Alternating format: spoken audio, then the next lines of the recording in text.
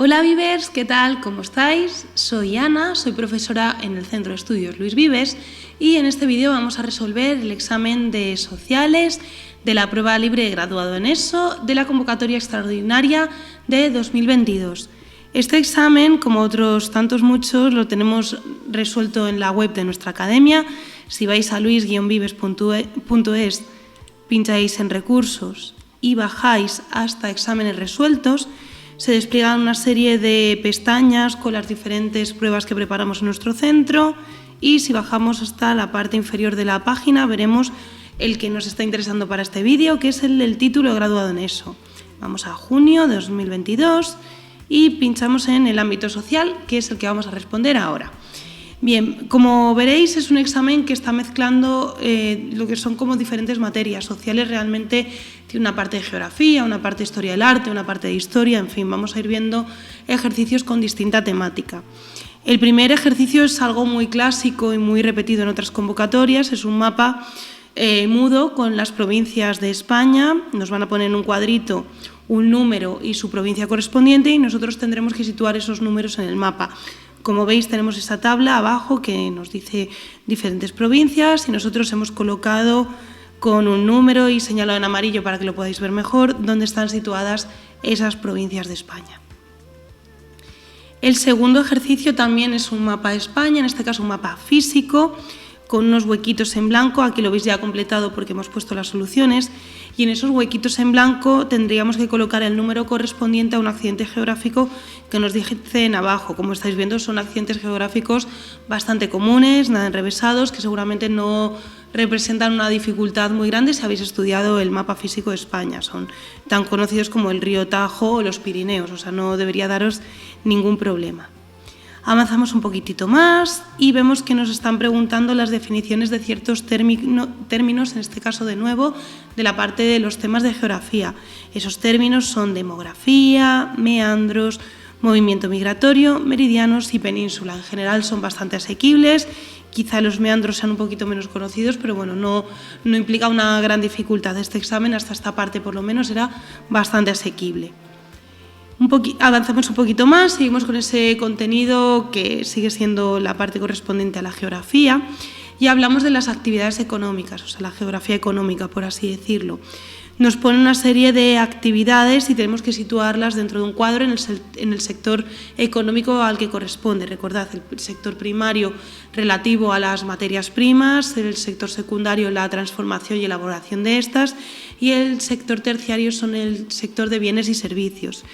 Como veis, pues bueno, hemos puesto el cultivo de patatas, la pesca, la ganadería dentro del primario. En el secundario ya la elaboración de mantequilla y la fabricación de calzado, es decir, la industria. Y en el terciario es el que más actividades hemos colocado. Vemos la venta de camiones, taller de vehículos, turismo rural, asesoría fiscal y la educación, que iría también dentro de este sector, servicios. Ampliamos un poquito, vamos a la quinta pregunta y aquí ya hablamos de lo que os he dicho al principio del vídeo, el contenido de historia del arte. Nos ponen unos periodos de historia del arte, unos movimientos artísticos y los tenemos que ordenar del más antiguo al más reciente en orden cronológico. Pues bueno, el más antiguo es el arte rupestre y el más reciente que tendríamos una de las vanguardias que era el cubismo. En medio tenéis el arte egipcio, romano, románico, renacimiento, barroco, el neoclasicismo, impresionismo, posimpresionismo y cubismo. En la imagen que nos ponen es un movimiento, en este caso muy conocido, no creo que implique demasiada dificultad, es el Coliseo romano, que es el motivo por el cual se construyó era para entretener al pueblo. Allí tenían lugar las luchas de gladiadores tan conocidas, incluso representadas en películas en nuestros tiempos, ejecuciones cuando iban a matar a alguien, naumaquias, que eran batallas navales, en fin, entretenimiento para el pueblo.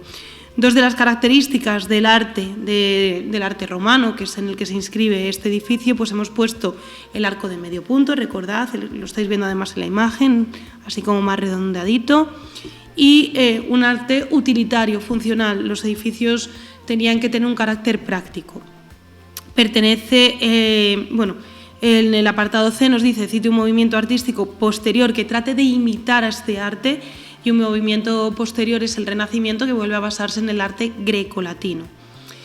Bien, avanzamos. Más definiciones, pero en este caso son definiciones del contenido de los temas de historia. Nos proponen que definamos lo que es el nacionalismo, el imperialismo, la restauración borbónica y el Congreso de Viena. Como veis, tenemos términos un poquito más técnicos y también definiciones de acontecimientos históricos. Por cierto, cada uno de estos apartados puntúa 0,25 del total del examen y del total del ejercicio. Vamos a una parte que suele dar un poco pereza, o la experiencia que tenemos por nuestros alumnos así nos lo dicen o así nos lo cuentan, pero no es demasiado compleja y además soléis tener mucha información en los propios textos.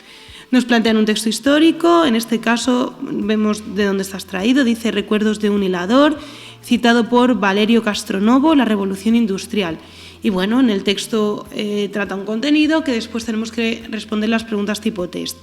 Ese tipo test dice, por ejemplo, la primera, ¿cuál era el sistema político de Gran Bretaña en el siglo XIX? Pues era el parlamentarismo. ¿Cuál de los siguientes grupos de términos corresponden a la revolución industrial? Hemos marcado fábrica, máquina y proletariado. Son términos que si habéis estudiado este tema sabréis que os sonarán.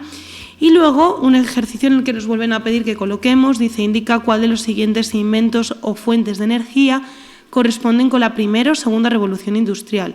Nos dan en una columna de la izquierda una serie de inventos y de, como dice el enunciado, de materias primas, fuentes de energía y demás, y los hemos colocado en la primera revolución industrial.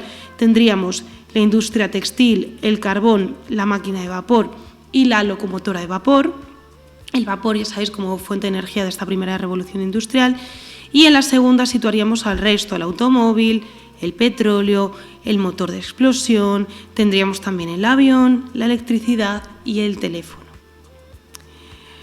Un poquito más, el apartado D de este ejercicio número 8, habla de las duras condiciones de la revolución industrial y bueno, nos pide finalmente que indiquemos el nombre de 3 movimientos que denunciaron esos abusos y esas duras condiciones en las que se trabajaba. Hemos puesto las trade unions, el ludismo y el marxismo. Ejercicio número 9, acontecimientos históricos, personajes históricos que tenemos que situar en la época en la que se produjeron. En la prehistoria, en la edad antigua, la edad media, la edad moderna o la edad contemporánea. No voy a leerlo todo porque sería bastante largo, veis que hay bastantes personajes y bastantes acontecimientos, pero bueno, a la hora de ordenarlo tened en cuenta siempre, pues eso, no os van a pedir una fecha exacta, pero sí en qué edad, si es en la prehistoria o en qué edad de la historia han tenido lugar estos acontecimientos o en qué edad de la historia vivieron estos personajes históricos. Todo esto sería el examen de la parte de sociales, Vivers. Espero que el vídeo os haya sido de utilidad, que os sirva para preparar la prueba y que si tenéis cualquier pregunta no dudéis en ponérnoslo por comentarios. Muchas gracias por vuestra atención y un saludo.